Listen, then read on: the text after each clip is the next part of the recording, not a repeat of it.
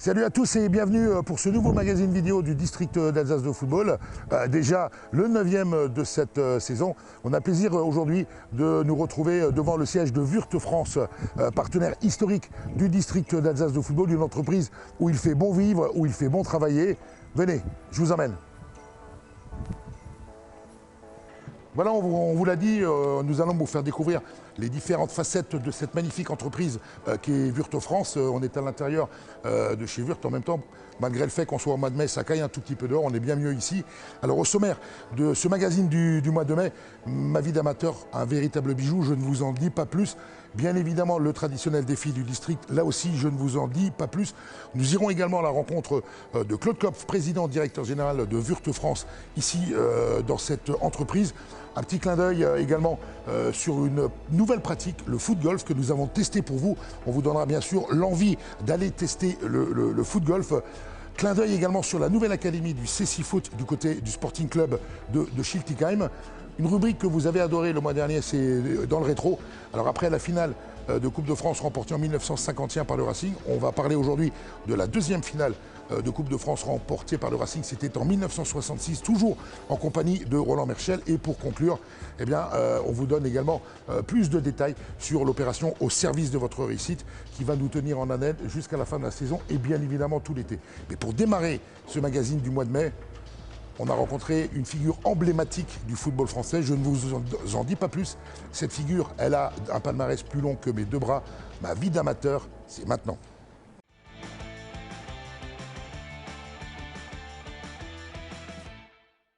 Alors, on vous l'a annoncé dans le sommaire de ce mag du mois de mai, une rubrique Ma vie d'amateur assez exceptionnelle aujourd'hui. Alors, vous allez être surpris dans quelques instants, puisque nous allons accueillir non pas un ancien amateur, mais une ancienne amatrice de football. Elle est née le 28 septembre, je vous donne pas l'année, du côté de Lille. Elle a un palmarès plus long que mes deux bras réunis, avec 6 Champions League, 12 titres de champion de France, 7 Coupes de France, plus son trophée des champions avec Lyon. Elle a également été championne de la Women's Soccer League avec Portland. Elle en est à 93 sélections en équipe de France pour 13 buts. On a l'immense plaisir d'accueillir en Alsace via cette visio Amandine Henry. Amandine, bonjour. Bonjour. Et tout d'abord, merci de nous accueillir pour cette petite visio. Amandine, quand on est une petite fille et qu'en l'an 2000, du côté de Lambersart, on se dit tiens, je vais aller jouer au football, qu'est-ce qui se passe dans la tête ? Ben rien, en fait, quand on est petite, on pense qu'à une chose, c'est de jouer au ballon, de profiter, d'avoir des émotions. Et donc, pour moi, d'aller dans un club, c'était tout à fait normal. J'étais demandeuse par rapport à mon père. Depuis mes 3 ans, j'ai toujours un ballon au pied. Ben, on ne sait pas pourquoi, mais en tout cas, j'ai toujours été passionnée par le ballon, en fait. Alors, est-ce que vous vous souvenez de vos premiers pas dans ce club ? Oui, je me souviens. Bah, alors, d'abord, on habitait derrière un stade de foot, à Lomme exactement. Donc, on a commencé là-bas et j'ai commencé dans le club de mon quartier avec des garçons. J'étais la seule fille à l'âge de 5 ans. Et bah, voilà, ça a commencé comme ça, en fait, clairement. Mes premiers pas, au début, bah, quand on a 5 ans, on ne se rend pas compte, c'est une fille, un garçon. C'est plutôt vers l'âge de l'adolescence où bah, là, on se rend compte des différences. Alors justement, Amandine, quand on est une petite fille qui joue au ballon depuis tout jeune, est-ce qu'on rêve d'une carrière comme celle que vous avez connue ? Alors à l'époque, quand j'ai commencé le foot, je pensais pour moi à jouer au plus haut niveau, c'est-à-dire l'équipe de France, des stades remplis et soulever des trophées. Après, tout ce qui était professionnel, etc., je ne savais même pas, enfin ça n'existait pas en plus à l'époque pour les féminines. Donc je ne m'en souciais pas en fait. Pour moi, c'était des stades remplis, de l'ambiance, des émotions avec mes coéquipières, voilà, c'était ça. Bah, vous avez été bien servi depuis toutes ces années. Est-ce que petite fille, vous aviez, quand vous étiez amatrice, est-ce que vous aviez une idole dans le football, que ce soit dans le football masculin ou dans le football féminin ? Bah, malheureusement, quand j'étais petite, le foot féminin n'était pas assez médiatisé, donc se référer à une joueuse, c'était compliqué. Mais forcément, je pense que dans la tête de tous les jeunes à mon époque, c'était Zinedine Zidane. Bah, même dans la tête des moins jeunes, c'était aussi Zinedine Zidane. Alors on va revenir sur ce parcours. Hénin Beaumont, ensuite Claire Fontaine, avant un premier passage à Lyon.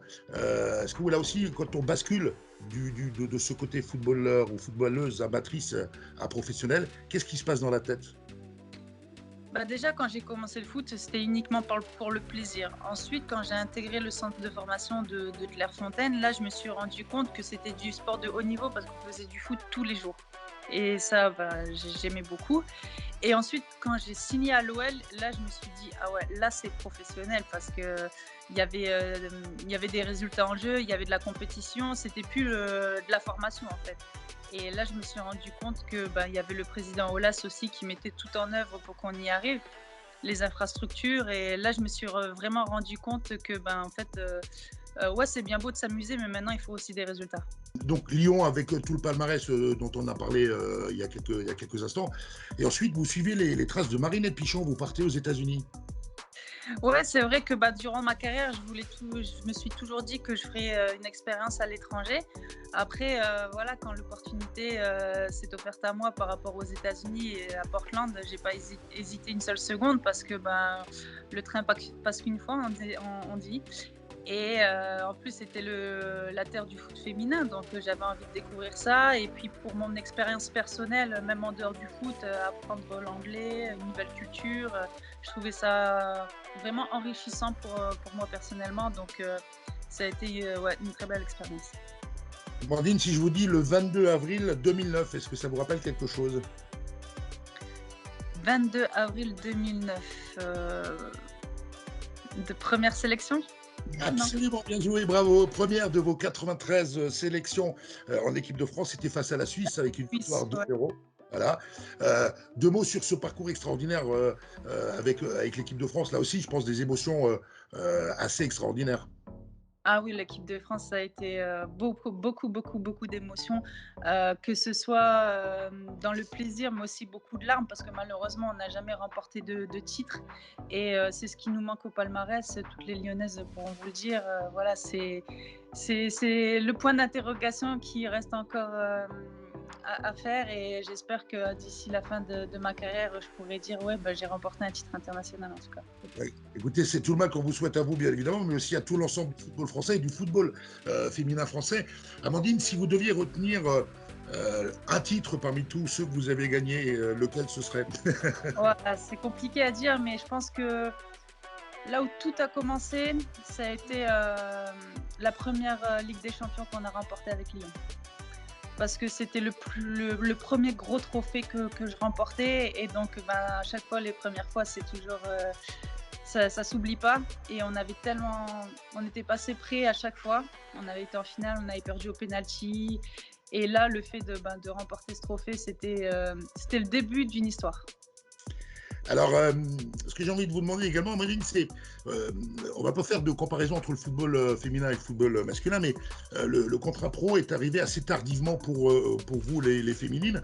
Alors, est-ce que, avec le recul, comment est-ce que vous jugez justement l'arrivée de cette professionnalisation dans le football féminin, notamment français?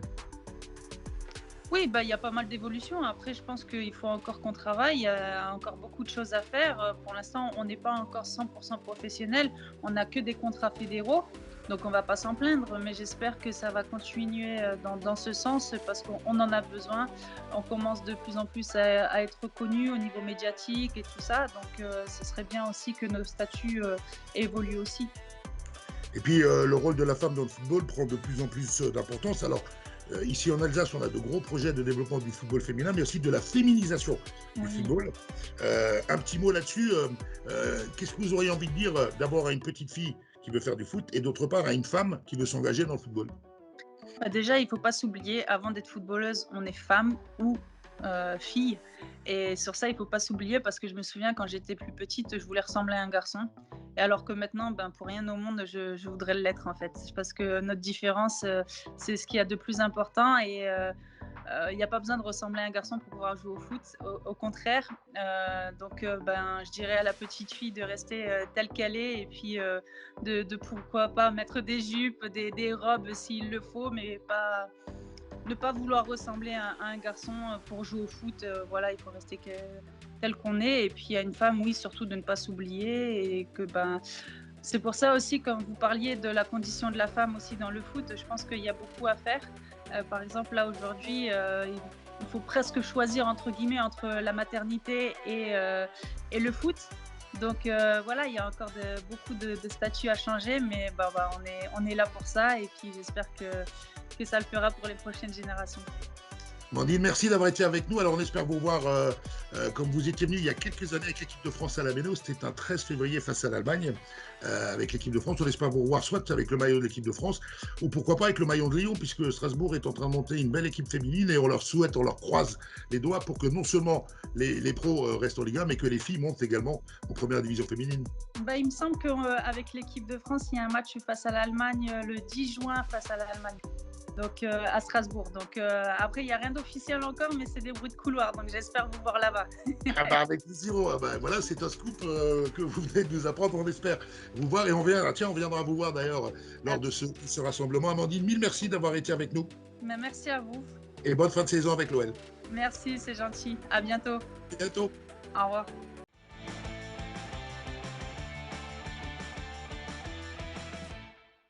Voilà, très belle découverte avec Amandine Henry. Sa générosité, sa gentillesse et cette disponibilité sont du même niveau que son palmarès. Et je voudrais très sincèrement remercier Jean-Michel Aulas, le président de l'OL, et Olivier Bian de la section féminine de l'OL, de nous avoir permis de réaliser ce sujet avec la capitaine de l'équipe de France féminine. Nous, on enchaîne avec ce magazine du mois de mai. S'il y a bien un sujet qui vous plaît, qui vous fait rire, qui suscite de nombreux likes et des dizaines, voire des centaines de passages, ce sont bien les défis du district. Pour ce défi du mois de mai, direction Capellen.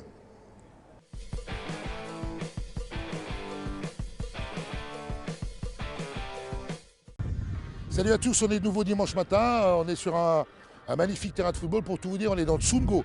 On est à Capellen et on était censé retrouver des joueurs. Alors je ne sais pas si on s'est trompé de jour, je ne sais pas si on a mal noté dans nos agendas. En tout cas, il n'y a pas de joueurs, mais vous inquiétez pas, le défi du district a toujours plus d'un tour dans son sac. Eh bien oui, il n'y a pas de joueurs aujourd'hui puisque nous sommes bien à Capellen, nous sommes bien dimanche matin. Mais s'il n'y a pas de joueurs, il y a des joueuses et on est très heureux d'être venus ici dans le Tsungo pour ce défi du district 100% féminin avec d'une part à ma gauche les filles du FC Capellen, à ma droite les filles du FC Muspac, deux équipes voisines qui jouent toutes les deux dans le même groupe de district 1. Ça fait longtemps qu'elles ne se sont pas rencontrées, elles vont le faire aujourd'hui. Je peux vous dire que ça a déjà pas mal chambré avant le tournage de ce défi du district. On va voir qui l'emportera. Moi je leur lance un défi dans le défi, à savoir battre au moins une ou deux équipes de garçons qui sont devant elles au classement. On va une fois de plus bien se marrer. C'est parti pour un nouveau défi du district, le FC Capellen et le FC Murspac. Et comme d'habitude, j'ai demandé aux deux capitaines, Coralie pour Capellen et Mallory pour Murspac, de nous faire le traditionnel Shifumi pour savoir laquelle des deux équipes va démarrer. Les filles, vous êtes prêtes? Allez, Shifumi. C'est Ciseaux qui coupe le papier, donc c'est Capellen qui démarre. On est parti.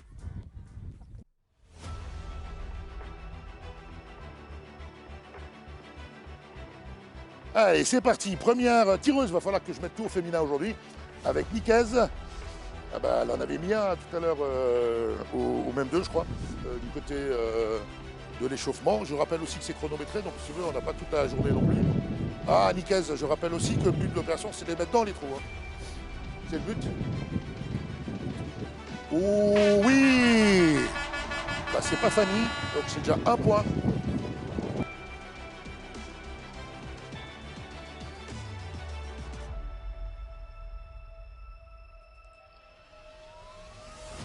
Allez, un petit coucou à la caméra pour Laura. Alors elle a une frappe de mec, Laura, sans déconner, j'ai vu ça tout à l'heure. Je pense que le poteau il tremble encore de tout à l'heure. Ah bah ça fait un point. C'est bien parti pour Capellen. Ah, ça y est, un oiseau en moins dans le ciel. Aïe, ça c'était mon pied. Bon, un point pour Laura, c'est déjà pas mal. Allez, les lanceuses.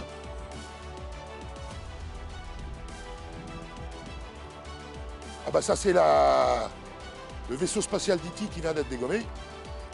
Et ça c'est un petit loupé, mais c'est pas grave, Laura marque un point. Bravo. Allez, troisième tireuse, Julie. Alors on en a mis quelques-unes tout à l'heure à l'échauffement. Est-ce qu'elle va en mettre également lors de son défi? Ils cherchent tous le point en bas, mais... allez, vas-y, je le sens bien celui-là. Ah bah je l'ai bouché. Hein. Donc ça va pas le faire, ça. Allez, quatrième tir pour Julie, du FC Capellen. Et encore un oiseau en moins dans le ciel. Oula, ça c'est... franchement, Laura, c'était une passe de 1.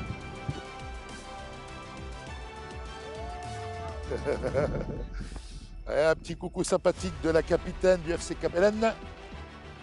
On dirait un rugbyman qui s'entraîne à tirer une pénalité. Allez, c'est parti. Si... on peut mieux faire. Un change de pied droit, pied gauche.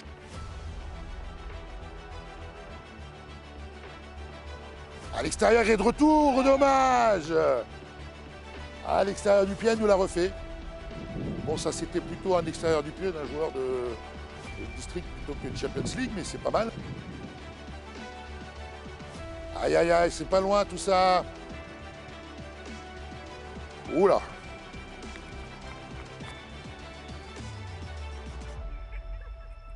Ah, ça danse pas mal du côté de Nassira. Est-ce que ça va mettre des points? Ça, on va le savoir dans quelques secondes. Nas pour les intimes. Et oui! Un troisième point pour l'FC Capellen. Ah, ça y est, ça s'enflamme. Ça met un point et ça veut s'enflammer, ça, Nassira. Tout de suite, ça flambe. Oui!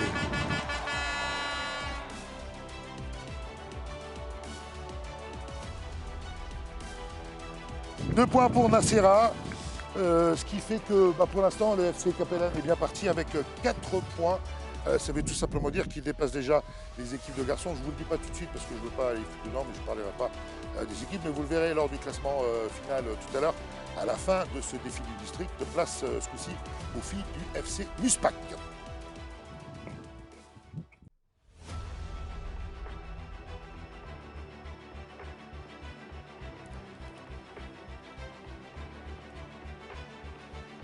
Ouais. Allez, Mallory, capitaine du FC Muspac.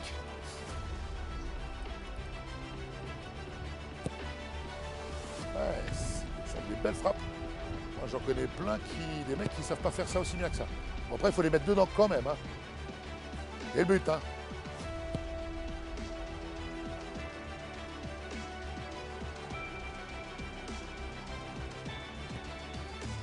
Ah, encore un oiseau en moins. Dommage. Ah ouais, ça regarde beaucoup Canal, hein, je trouve, là, du côté de Muspac. Hein. Allez, Célina qui est partie pour ses 5 tirs au but. Ouh, ça frappe pas mal, ça. Ça frappe pas mal du tout. Boum. Et un adversaire en moins. Bon, bah c'était... Quand on vous disait que c'était un derby, ouais, et 2 adversaires en moins. Il s'agit de les mettre dans les buts, pas de dégommer ses adversaires. Planquez-vous les filles de Capellen, elle arrive, Célina. Ah. Ah, elle méritait mieux celui-là. Allez, Camilla. Le petit salut tranquille, pépère. Cam pour les intimes de Muspac. C'est bien tenté de la jouer fine. C'est toujours bien tenté. Maintenant, elle se rapproche un peu.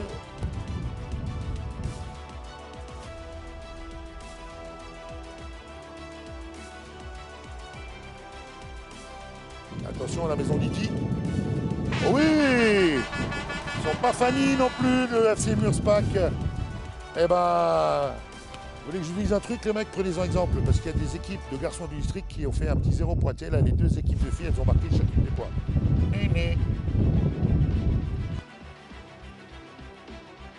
Allez, Enora.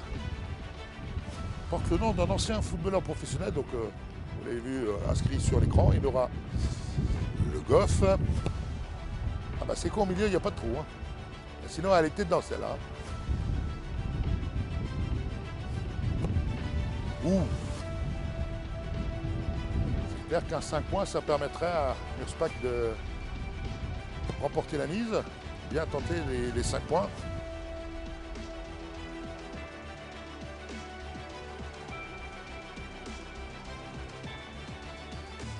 Est-ce que Nathalie fera mieux?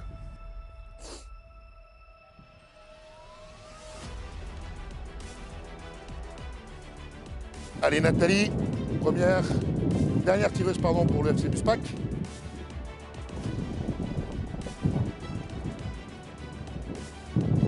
avait de l'idée, il y avait de l'idée. Oh, il méritait mieux celui-là.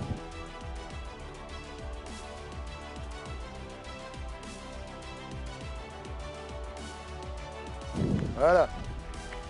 Allez, fin de ce premier défi 100% féminin ici, sur ce magnifique terrain de Capellen. On est dans le Sungo, on vous le rappelle. On va débriefer avec les filles, mais victoire 4.1 du FC Capellen. Alors on va remercier le FC Capellen et ses dirigeants qui nous ont reçus merveilleusement bien ce matin. L'ensemble de l'équipe féminine qui est au grand complet ici, puisqu'elles ont un peu écourté leur entraînement pour pouvoir faire ce défi. Merci au FC Murspach d'être venu là aussi après leur entraînement du dimanche matin. Victoire 4.1 du FC Capellen, à qui on va remettre 10 ballons en cadeau. Et puis pour vous, les filles de Murspach, on vous offre 5 ballons avec lesquels vous allez repartir dans votre beau petit village du Sungo. En tout cas, nous, on était très heureux d'être présents pour cet avant-dernier défi du district de la saison. Pour le dernier, on sera de l'autre côté de l'Alsace. Là, on est dans le Sungo, on ira au fin fond de l'Alsace du Nord. Mais c'est ça aussi les joies des défis du district d'Alsace de football. En tout cas, merci à toutes, parce que vos deux coachs, ils n'en servent à rien ce matin. Donc merci à vous, mesdemoiselles. Et puis on se retrouve très très vite.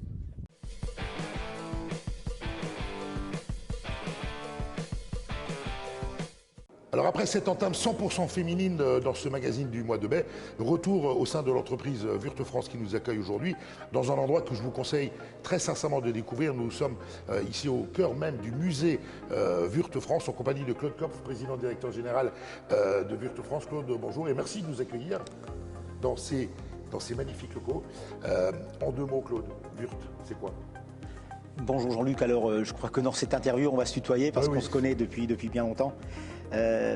Oui, Wurth c'est quoi? Wurth c'est qui? Comme on est très peu connu du grand public, en fin de compte, on est uniquement dans le B2B. Alors en quelques mots, Wurth, le groupe Wurth, entreprise familiale, on en est très fiers puisque l'entreprise appartient à la famille Wurth. Donc nous sommes aujourd'hui près de 80 000 employés dans le monde et à peu près avec un chiffre d'affaires de 14 milliards, près de 15 milliards de chiffre d'affaires en 2019-2020, c'est un peu compliqué, mais voilà. Et Wurth France, on est 4000 personnes, donc j'ai l'honneur de diriger, avec le siège historique ici, chez Eierstein, bien sûr, avec le musée que tu viens de citer, et avec un chiffre d'affaires de 580 millions d'euros de chiffre d'affaires. Nous sommes, comme je le disais tout à l'heure, dans le B2B. Nos clients, c'est nos artisans, c'est nos entreprises, c'est les services maintenant, c'est dans le monde de l'automobile, dans le monde de la construction. Et nous avons à la fois on nous connaît souvent au départ sur la visserie-boulonnerie Wurth, puisque on est en train de préparer pour l'année prochaine déjà les 55 ans de Wurth France. Je dis bien les 55 ans de Wurth France, puisque le groupe a fêté les 75 ans l'année dernière. Donc une entreprise bien ancrée dans son territoire et on en est très très fiers. Et une entreprise tellement bien ancrée dans son territoire où il fait tellement bon travailler. Vous avez déjà découvert quelques endroits du siège ici, vous en découvrirez d'autres d'ici la fin de ce magazine. Mais Claude, ce qui est également marquant avec Wurth France, tu le disais, vous êtes une entreprise qui s'adressait qu'aux professionnels. Pourtant, vous jouez un rôle sociétal très important sur votre secteur, c'est-à-dire sur le secteur de l'Alsace en général. Oui, parce qu'on a une particularité, c'est que c'est vrai que les 4000 employés sont globalement recensés à Eierstein, donc c'est bien pour la direction d'URSSAF. Je fais un peu d'humour et de la pub pour l'URSSAF. En tous les cas, oui, nous sommes un employeur de près de 4000 personnes en Alsace, et bien sûr avec certains de mes collègues du directoire, aussi avec Christian Herter, que je voudrais citer, qui est le directeur de la communication. Nous avons depuis maintenant une bonne quinzaine d'années voulu nous ancrer encore un peu plus à travers le sport d'ailleurs. Et puisque nous sommes, tu le sais, c'est d'ailleurs souvent à ton initiative, nous sommes partenaires du Fair Play depuis de longues années. Nous avons adhéré ça, je fais un petit clin d'œil à Ilan, qui a été un des porteurs du projet. Effectivement à Steve Delano, qui est à la caméra, donc voilà. Nous avons effectivement, je ne vais pas citer que le sport, que le football, je vais aussi citer effectivement le handball, avec lequel on est partenaire. On est très fiers aussi. Alors bien sûr, on a les clubs locaux, hein, on a le foot à Eierstein, mais pas que. On est très très sollicités. Et à travers des valeurs, nos valeurs c'est quoi? Nos valeurs c'est, je disais tout à l'heure, entreprise familiale. Je disais aussi tout ce qui touche aux valeurs humaines, à la résilience, à la bienveillance. C'est aujourd'hui des mots à la mode, mais c'est vrai que ça a du sens. Et quand je regarde le musée ou le restaurant d'entreprise, ou en tous les cas l'endroit dans lequel travaillent nos collaborateurs, je pense que nous pouvons et ils peuvent en être fiers, effectivement. Alors Claude est un véritable footballeur, ancien footballeur, d'ailleurs il n'y a pas si longtemps que ça encore, ancien président de la Erstein, ancien membre du comité directeur du district d'Alsace et puis surtout un fidèle partenaire, Claude, du district, puisque nous avions entamé ensemble ce partenariat il y a plus de 10 ans. Pourquoi cette fidélité envers le football alsacien ? Je crois que c'est dû à plusieurs critères. Le challenge, et d'ailleurs c'est une de notre rigueur dans l'entreprise. Le fair play est une vraie valeur, je crois, dans le monde du sport. Nous donnons également à nos jeunes collaborateurs qui rentrent à la fois la discipline et la rigueur souhaitée. Je pense que ça doit être vrai sur le terrain. J'étais plutôt un bon exemple en tant que joueur.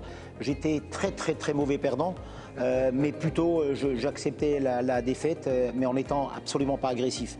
Et dans ce monde un peu, on va dire, peut-être un peu fou qu'on connaît, aujourd'hui, nous avons des valeurs à transmettre à nos collaborateurs, à nos jeunes footballeurs, à nos jeunes sportifs. Et je crois que ce que le district fait depuis quelques années, précurseur, oh mon Dieu, s'il fallait le redire aujourd'hui au niveau de la Fédération française, j'en profite parce que je l'ai vécu de l'intérieur, comme tu dis, pendant 4 ans. C'est clair que que ce soit J'ai rêvé le foot ou que ce soit le challenge des fair play, c'est de donner des valeurs effectivement aux jeunes, aux parents. Voilà. On s'y retrouve très bien au sein de notre entreprise. Vous avez pu mesurer tout à l'heure au restaurant d'entreprise, les gens, voilà, tu me disais, tu connais beaucoup de gens. Oui, je connais beaucoup de gens. Sur les 4000, il est difficile de tous les connaître, mais par contre, c'est bonjour, salut, comment ça va, etc. Donc voilà, c'est des valeurs qui nous parlent. Donc respect, rigueur, enthousiasme, engagement, objectif, bien sûr, parce qu'une entreprise comme la nôtre, c'est aussi les objectifs qu'on se fixe. On s'est fixé un objectif très sympa en 2025, c'est de faire 1 milliard de chiffre d'affaires pour le groupe Wurt, et c'est officiellement le chiffre d'affaires que le groupe nous a transmis. 1 milliard, c'est un chiffre rond sympathique. Bon, je suis sûr qu'ils vont y arriver, et je le disais tout à l'heure, Wurt, une entreprise où il fait bon travailler, et vous allez le voir, vous allez continuer à découvrir cette entreprise au travers des lancements des prochains sujets. À propos de prochains sujets, Claude, tout d'abord, merci de nous avoir accueillis ici chez Wurt France, et merci de cette fidélité auprès du district d'Alsace de football. Nous, on enchaîne avec le MAG, on va se promener en immersion, on va reparler de Cécifoot.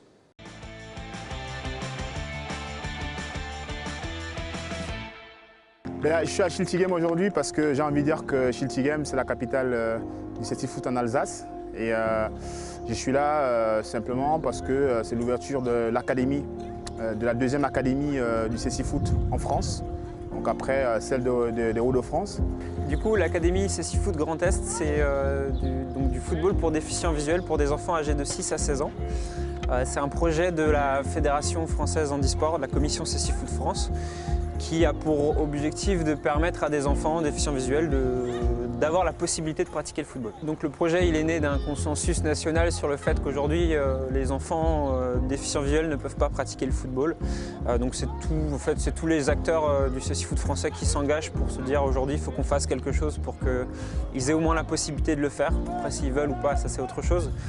Donc l'idée c'est qu'on puisse développer dans chaque région au moins une académie, ce qui permettrait aux déficients visuels de pouvoir s'inscrire et pratiquer le Cécifoot régulièrement. Pour moi, étant déficient visuel, il n'y a pas beaucoup d'activités que je peux faire, parce que le foot, le basket, ce genre de choses, je ne peux pas. Et pour l'instant, tout ce que je peux faire, ce qui m'intéresse vraiment, c'est la piscine. Et sinon, à part ça, il y a le foot qui m'intéresse, mais je ne peux pas en faire. Et je trouve que c'est important que ça se développe pour pouvoir en faire, quoi. Pour faire ma passion, on va dire. C'est une insertion, c'est une inclusion par le sport et surtout c'est permettre l'épanouissement des jeunes par le sport. Donc pour nous c'est hyper important de leur donner cette opportunité-là, de connaître aussi le bonheur que peuvent connaître les jeunes footballeurs qu'on voit tout en face de nous, là, qui ont le même âge qu'eux. Donc c'était important. Voilà, c'était important pour nous d'ouvrir ces académies. Alors ce matin, du coup, l'idée c'était de faire une initiation pour les enfants déficients visuels de la région Grand Est. Alors là, ils viennent plutôt de l'Alsace, ça c'est proche, hein, mais l'idée c'est d'élargir. leur faire découvrir la discipline, comprendre les règles et puis surtout prendre du plaisir en pratiquant sur le terrain. Le CC Foot de demain, c'est les gamins que vous voyez derrière moi là, c'est les jeunes de l'académie. Justement, c'est pour ça qu'on a mis en place des projets académie, les écoles des sports. Donc l'idée en fait là, c'est de mettre en place 2 moments où les jeunes peuvent tester, voir si ça leur plaît déjà l'activité. Et ensuite, l'idée, c'est qu'à partir de septembre, on puisse mettre en place des entraînements réguliers, fréquents. Alors là, l'idée, c'est 1 fois par semaine, mais on va vraiment s'adapter aussi aux possibilités des parents, aux possibilités des instituts pour déficients visuels. Voilà. On n'est pas forcément fixé sur une fréquence. Donc, le prochain rendez-vous à noter, c'est le samedi 5 juin. Donc ce sera toujours ici à Strasbourg. Le lieu sera encore à définir, mais certainement au Sporting Club Schiltigheim. Et donc voilà, tous les autres enfants, les mêmes viendront, qui veulent essayer la pratique du CC Foot sont forcément les bienvenus et on les attend nombreux. La prochaine en juin, je reviendrai. Alors je pense que voilà, les mots qui ont été donnés, c'est incroyable, extraordinaire, plaisir. Donc je pense qu'ils ont vraiment pris du plaisir et c'était l'idée qu'on voulait transmettre. De la nouveauté, alors ça fait peut-être beaucoup en une matinée pour des enfants déficients visuels, mais voilà, l'aspect plaisir et nouveauté.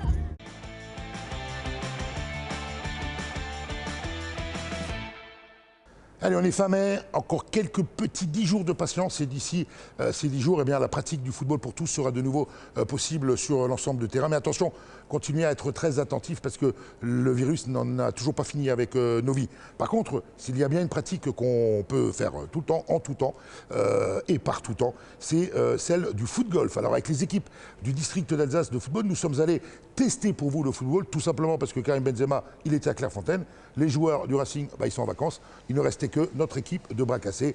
Direction le golf du Fort Heilkirch à la découverte du foot-golf.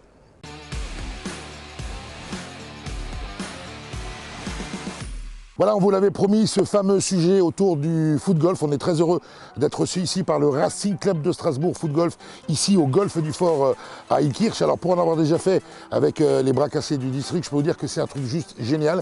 Donc on va faire un petit match entre les bras cassés du district, à savoir Inès, Léonard, Steve et moi, contre les champions du monde du Racing Club de Strasbourg. Je connais déjà les gagnants, si vous voulez parier, c'est le moment.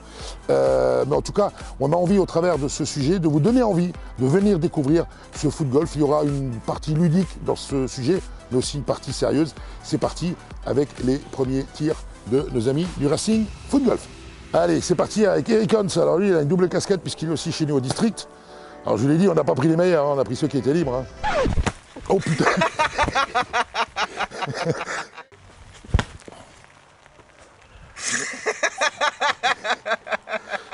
Bon, c'est pas là où je voulais la mettre, mais elle est partie. Eh ouais, je vous l'avais dit.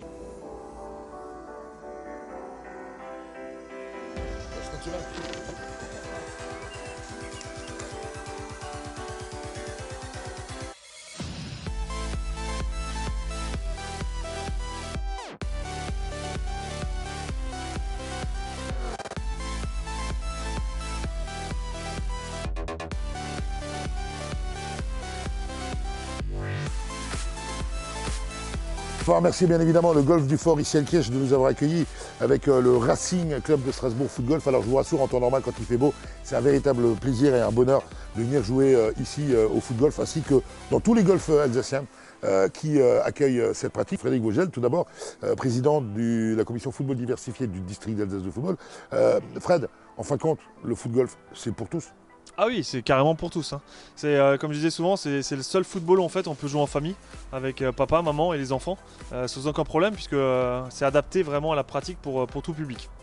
C'est adapté pour tout public et même les mauvais. La preuve, on a fait quand même un petit match entre les bras cassés du district et le Racing Club de Strasbourg. Bien évidemment qu'on a gagné. -2 sur l'ensemble du parcours. Je trouve que c'était plutôt pas mal pour une première. Enfin, pas pour tout le monde une première, mais pas mal. C'est ce qu'on appelle la chance du débutant normalement. Ouais, c'est ça. Déjà l'autre fois on les a battus, il n'a pas aimé, mais ça c'est. On va redevenir sérieux un peu. Qu'est-ce qu'on pourrait dire? Et là on s'adresse à nos licenciés football. Quels peuvent être les aspects où les joueurs peuvent s'améliorer en faisant du foot golf? Alors le premier point, ce qui est sympathique vraiment pour une équipe, on va dire, c'est la cohésion. Parce qu'il y a un challenge, on va chambrer, on va rigoler. C'est vraiment un point bien particulier quand on vient faire une initiation, vraiment on vient s'amuser là-dessus, donc ça c'est bien. Et puis après, si on vraiment veut faire un peu de compétition même entre nous, là ça demande un peu de stratégie, un peu de physique, un peu de tactique, un peu de technique aussi. Donc vraiment c'est vraiment très très complet et vraiment on peut vraiment prendre son pied à venir jouer et à essayer surtout. Alors ici, au golf du Fort Elkirch, il y a un 9 trous et un 18 trous. Faut compter quoi, 1h30 pour un 9 trous et 2h30 pour un 18? C'est exactement ça, et puis c'est souvent le soir, hein, donc c'est vraiment très plaisant de venir après le travail notamment, vu l'environnement, on le voit derrière nous, hein, profiter de ce cadre magnifique avec un banc normalement, voilà, profiter vraiment du parcours, s'amuser avec un parcours très complet, des trous techniques, des longs trous aussi, et vraiment voilà, et c'est très diversifié aussi, et vraiment c'est très très complet. Alors il existe plusieurs clubs de foot-golf en Alsace, il y a Soufflenheim notamment, il y a vous au Racing. Qu'est-ce qu'il faut faire pour intégrer un de ces clubs? Contacter directement les golfs, hein, c'est pratiquement le plus simple. Après effectivement il y a des sections de foot-golf en fait dans chaque golf. Et après vous pouvez nous faire une initiation et puis après les clubs vous accueillent les bras ouverts bien sûr si vous voulez monter après, venir régulièrement s'entraîner. Et puis après, comme nous, après faire des compétitions, hein, puisqu'il y a des compétitions locales, régionales, mais aussi nationales, voire internationales, même si le contexte ne s'y prêtait pas ces derniers mois. Mais il y a effectivement des compétitions nationales, notamment par exemple nous, on ira en mois de juillet en Écosse et au mois d'août en Suisse, par exemple, pour faire des compétitions et là découvrir des nouveaux golfs dans des cadres vraiment somptueux et magnifiques. Et sous le soleil, parce que pour un mois de novembre, finalement, il ne fait pas si froid que ça, puisqu'il est quand même 20 heures passées, et je trouve qu'il ne fait que moins 12. Donc voilà, mais ceci étant pour devenir sérieux, parce qu'effectivement, on a voulu placer ce sujet également sous le ton de l'humour, de la déconnade, parce que c'est vrai que c'est avant tout pour s'amuser, et Dieu sait qu'on en a vraiment besoin par les temps qui courent. Alors ce mois-ci, on a parlé de foot-golf. Le mois prochain, lors du magazine du mois de juin, on vous parlera de golf-foot. C'est encore une autre histoire. Mais en tout cas, Fred, merci de nous avoir reçus ici. C'est un peu chez toi, quoi. Tout à fait, et puis on vous accueillera avec grand plaisir pour une prochaine édition. En tout cas, Fred, avec tes équipes du foot diversifié du district, je sais que vous allez encore nous concocter un programme de fou avec du futsal, du foot entreprise, du tennis ballon, enfin bref. On a hâte de vous retrouver, hein, tout simplement. Voilà, nous aussi, on a hâte de venir vous retrouver. En tout cas, merci encore. Et c'est ainsi que s'achève cette séquence. Il fait moins 15 au mois de mai.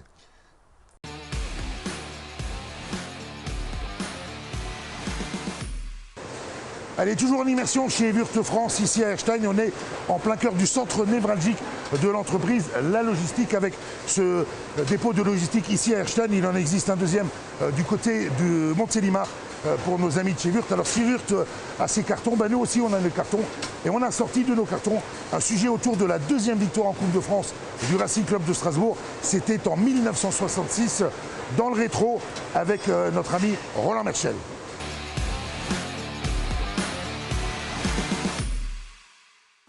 Allez, dans la rubrique Dans le rétro, on va parler aujourd'hui d'une Coupe de France gagnée par le Racing, celle de 1966, avec voilà, ce trophée. Roland Merchel, Racing Club de Strasbourg. Roland, bonjour. Bonjour. Merci de nous accueillir ici chez toi. C'est un grand plaisir. Pour parler de cette épopée de 66. Alors c'est vrai que ça, c'est un trophée que tout vainqueur de Coupe de France a reçu. Je crois que c'est le club qui l'a offert. C'est le club qui l'offre à tous ses joueurs. Plus la prime de match. Plus la prime de match. On ne va pas parler d'argent. On va parler du parcours du Racing en 1966, uniquement Coupe de France, parce qu'il s'est passé certainement d'autres choses. Mais tu étais l'une des figures emblématiques du Racing à l'époque. Comment ça s'est déroulé? Est-ce que le Racing était programmé pour aller au bout de cette compétition, ou est-ce que ça s'est fait comme ça peut se faire encore aujourd'hui? On joue, on gagne, on se qualifie et on enchaîne match après match.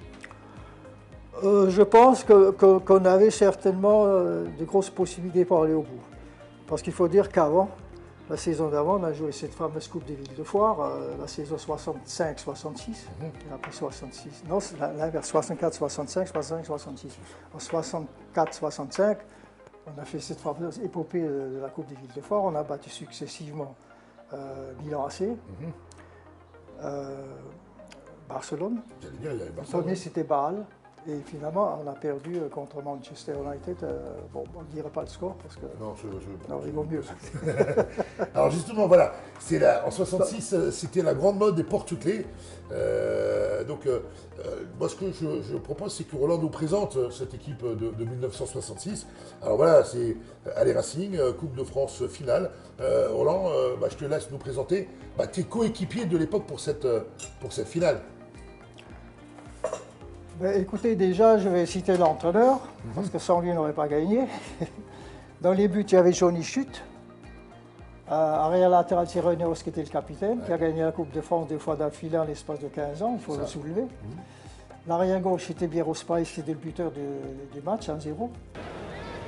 Farias glisse à Spice, et on est surpris et battu sur ce tir de Spice. Après, il y avait Raymond Kelbel, Raymond Stibert, il y avait Gilbert Grèce, Roland Merchel, José Farias, Robert Chepagnac et Gérard Hauser. Je n'en ai pas oublié un. Si j'en ai oublié, c'est Denis Deveau. Denis Deveau, Denis Deveau qui était arrière central.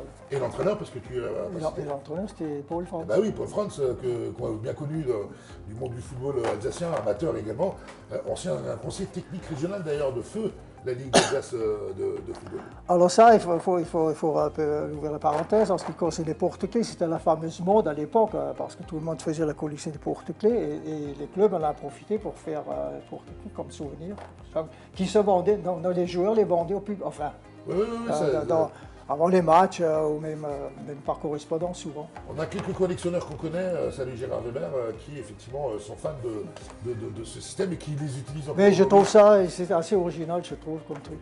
Et ça depuis, écoutez, c'est quand même incroyable. Ça, j'ai redécouvert quand on a déménagé il y a 3 mois.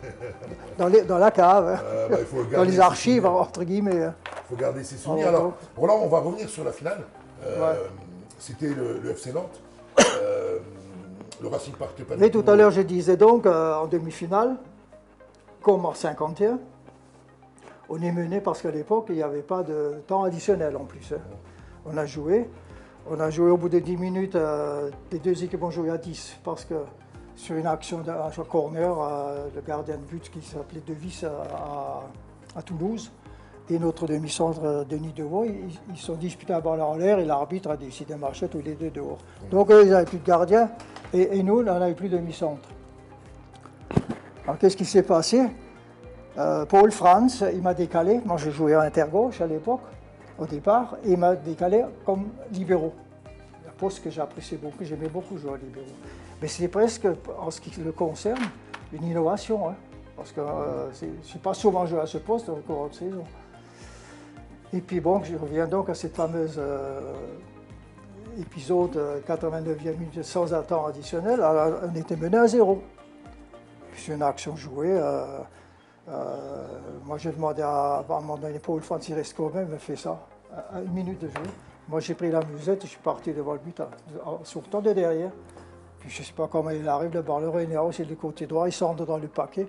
Eux, ils avaient un gardien de but, c'est le plus petit sur le terrain, qui s'appelait Soukan. Joueur, un très bon joueur au milieu, mais le milieu dans les buts. Et puis la dispute de ballon avec José Farias, le ballon est monté en chandelle, et moi je suis là, le but est de 2 mètres, il me tombe sur le plat du pied, le but vit dedans. Mais bon, j'aime pas trop parler de ça parce que ça semble un peu... Mais ça fait partie du jeu. Hein. De l'histoire. Alors autrement dit, je n'avais pas été là, on n'aurait pas gagné la coupe. C'est ça. en toute modestie. Tout à fait. En toute modestie. Tout à fait. Alors ça, c'était la demi-finale, et la finale, donc on a même, c'était contre Nantes. Oui, grand favori. D'ailleurs, à un moment donné, il s'est passé un truc, surtout au poste, un joueur de Nantes. Est-ce que c'est vrai, si c'était vérifié ou pas? Il disait, on espère que la Coupe de France restera en France. Donc, quand on m'a dit qu'elle ne passe pas de l'autre côté, enfin, bref, puisqu'on était tous des Alsaciens.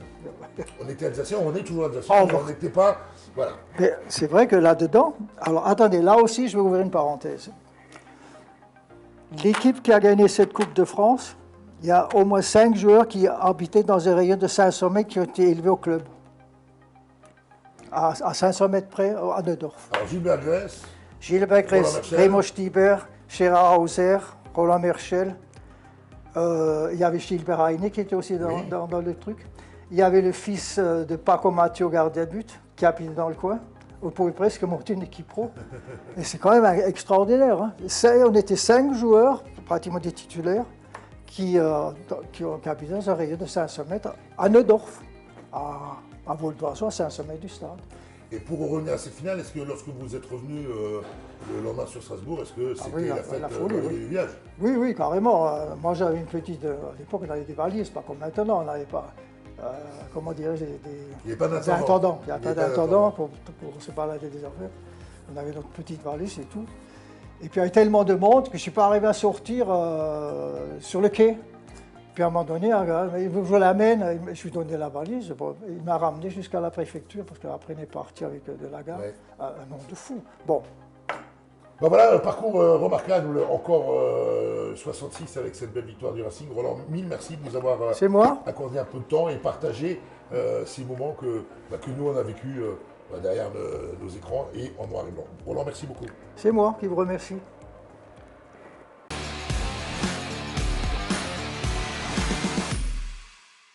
Pour conclure ce magazine du mois de mai, retour sur l'opération phare qui va nous guider sur cette fin de saison, mais également sur tout l'été, au service de votre réussite. Vous le savez, les équipes du district d'Alsace ont mis en place une plateforme qui va permettre à vous, les jeunes licenciés, de trouver votre école, votre apprentissage, mais aussi votre entreprise pour vous permettre de travailler en alternance. Et peut-être que vous vous retrouverez ici chez Wurth et ses 4000 salariés. Immersion du côté du FR Agno au service de votre réussite.fr.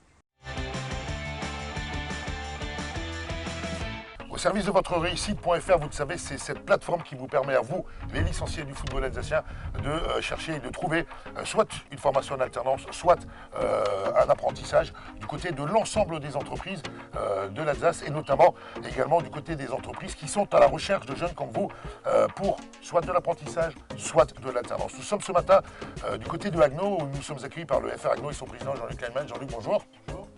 Alors Jean-Luc, pourquoi on est à Agno aujourd'hui? Parce que vous, au niveau du FRH, vous avez mis en place auprès de l'ensemble de vos licenciés ce service pour tous vos jeunes qui sont à la recherche de poursuivre leurs études et en recherche de stage, en alternance ou en apprentissage. Oui, Jean-Luc, bien sûr, on est très fiers de ce qu'on fait à Agno et on est très content de vous recevoir aujourd'hui. Bien sûr, ça nous tient à cœur au niveau... Parce qu'Agno, c'est devenu une entreprise. Donc une entreprise où il faut donner la chance aux jeunes et surtout leur trouver un emploi, ce qui est forcément utile aujourd'hui. Et je pense aussi que les FRH, vous êtes certes vous êtes un club de National 2, Jean-Luc, on sait la force également économique du FRH avec un partenaire d'entreprise très important. Est-ce que vos partenaires ont joué le jeu dans cette opération? Certains partenaires, oui, bien sûr, ils ont joué le jeu, beaucoup même, et je pense qu'on peut développer ça avec l'Alsace du Nord. Oui, il y a quand même un potentiel au niveau emploi pour des jeunes qui est considérable. On le verra tout à l'heure avec un jeune du club qui joue en U18, qui a trouvé son alternance ici grâce à son club et ses partenaires. Alors on l'a vu à l'instant avec Jean-Luc Kleinman, le président du FRH, un programme de formation très fort du côté du FRH. On accueille Cédric Debel, qu'on ne présente plus, entraîneur de l'équipe 1, mais également responsable technique des jeunes du FRH. Cédric, cette notion de formation, elle est très ancrée au FRH, notamment du côté des sportifs, puis ça fait quand même quelques années que vous accueillez des apprentis au sein du club. Effectivement, au FRH, ça fait 4 ans qu'on travaille là-dessus, surtout dans le domaine sportif avec des BMF, des BPGEPS, parce que c'est un domaine qu'on maîtrise et ça structure le club dans un premier temps et derrière ça permet aux jeunes de passer des diplômes. C'est toujours bien de repartir au bout d'un an avec un diplôme, une compétence et ça crée vraiment une famille. Ça, c'est l'intérêt. Alors, toi, en tant que responsable, certes technique des jeunes, mais quelles sont les choses que vous avez mises en place pour sensibiliser l'ensemble de vos jeunes licenciés? On a mis en place une communication avec le Covid. On a dû utiliser les nouveaux moyens, les réseaux. Et on a fait un mail à tous les licenciés, les enfants et les parents, ceux qui sont au lycée, pour justement savoir qui pouvait être à la recherche d'une formation, d'une alternance. On a d'abord recensé les demandes et derrière on a utilisé nos réseaux de partenaires. On a fait la même chose parce qu'on sait que 5% dans l'entreprise c'est le minimum d'alternants qu'ils doivent avoir. Et on s'est dit, on tente notre chance. Et au final, on a eu des réponses des deux côtés et on a réussi à mettre en lien justement des jeunes avec des entreprises. Et on a été surpris par le résultat, ça a tout de suite pris et ça a marché. Alors, un exemple concret de ce que Cédric Debelle vient de nous dire à l'instant, on est avec Quentin Bure. Bonjour Quentin. Bonjour. Joueur de l'équipe 1 du FRH, donc en N2, mais surtout en alternance depuis 5 ans ici au sein du club. Qu'est-ce qui, Quentin, t'a poussé à devenir alternant il y a 5 ans, ici au sein du FRH? Alors, je sortais d'un échec au centre de formation du FC Metz et donc j'avais choisi de ne pas poursuivre simplement l'aspect sportif avec le football, mais pour moi c'était très important de poursuivre également l'aspect scolaire. Et donc quand je suis arrivé au club, c'était un peu une condition pour moi de pouvoir allier les deux parcours sportifs et scolaires ensemble. Alors qu'est-ce que tu pourrais dire à un jeune qui ne sait pas trop où aller? Est-ce que je vais en apprentissage? Est-ce que je vais en alternance? Quels sont les points forts de l'alternance au sein d'un club de football? Alors les points forts, déjà le premier c'est d'avoir un salaire en même temps qu'en faisant ses études, ça c'est pas négligeable. Et après c'est ne pas faire que de la théorie, parce que l'aspect scolaire c'est très théorique on va dire, mais l'aspect en entreprise ça permet de mettre en pratique toute la théorie qu'on aura appris pendant les cours. Au service de votre réussite.fr, c'est cette nouvelle plateforme où, je le rappelle, vous, les jeunes licenciés du football alsacien, pour y trouver soit votre apprentissage, soit votre alternance. Alors de retour sur les installations du FRH lors d'un entraînement des U18, U19 du club, et puis illustration concrète de tout ce que nous venons de voir dans ce reportage avec à mes côtés le jeune Ewan. Bonjour Ewan. Bonjour. Alors justement le FRH qui a lancé cette initiative au sein de son club en écrivant à l'ensemble de ses licenciés, tu as été le premier à répondre favorablement. Dis-nous un petit peu qu'est-ce qui t'attend l'année prochaine dans le cadre de ton cursus scolaire. Moi je dois chercher un BTS MCO en alternance et donc du coup j'ai déjà fait des demandes pour chercher une entreprise et du coup des écoles. Et les écoles j'ai déjà des réponses positives. Alors des écoles qui ont répondu positivement, mais grâce au réseau du FRH, et c'est là où on veut en venir, tu as déjà trouvé ton alternance chez l'un des partenaires du FR Haguenau, à savoir Impression François. Alors qu'est-ce que Ewan, tu pourrais dire à tous les jeunes footballeurs, qu'ils soient de Haguenau, de Marienthal à côté, ou de Matzendorf, ou de l'ensemble de l'Alsace, qu'est-ce que tu pourrais dire à ces jeunes? Donne-leur envie de s'adresser à leur club pour trouver une alternance et une formation. Et en effet, on peut demander des offres à leur club pour effectuer des BTS en alternance, pour trouver peut-être plusieurs entreprises, plusieurs partenaires, leur provoquant peut-être une chance d'aller plus loin dans leur avenir. Bon, en tout cas, voilà, c'est tout le mal qu'on vous souhaite à vous tous, les jeunes qui nous regardez. On va te souhaiter bonne chance à toi parce qu'il faut le bac maintenant. Apparemment, d'après mon petit doigt, c'est bien parti. Et ouais, merci et bonne route à toi. Merci, à vous aussi. Au service de votre réussite.fr, voilà la plateforme que nous vous invitons une fois de plus à aller consulter. Alors certes, nous étions ce matin à Haguenau, qui est un grand club avec de nombreux dirigeants et entraîneurs, mais du plus petit des clubs jusqu'au moyen, vous pouvez le faire vous aussi. Informer l'ensemble de vos licenciés, allez voir vos entreprises pour inciter les jeunes à poursuivre leur cursus scolaire, soit en apprentissage, soit en alternance. En tout cas, toutes les équipes du district d'Alsace de football seront toujours à vos côtés. Ben voilà, c'est fini, c'est déjà la fin de ce numéro 9 de votre magazine vidéo. Rendez-vous bien évidemment le mois prochain et on vous réserve encore de très très belles surprises pour la conclusion de cette saison un peu difficile, un peu tronquée. Un immense merci aux équipes vidéo du district d'Alsace qui ont travaillé pour la réalisation de ce magazine. Inès Talman, Léonard Schott et bien évidemment notre Stevie national, Steve Delaney. Et puis pour conclure ce magazine ici dans le magasin Wurth Erstein, un immense merci aux équipes de Wurth France qui nous ont permis de vous faire découvrir l'envers du décor de cette très très belle entreprise. Un grand merci à Claude Kopf, son président, et à Christian Herter, son directeur de la communication, qui nous a accompagnés tout au long de ce magazine. Voilà, c'est fini. On vous souhaite à toutes et à tous une belle soirée, un bon week-end. Salut et à bientôt.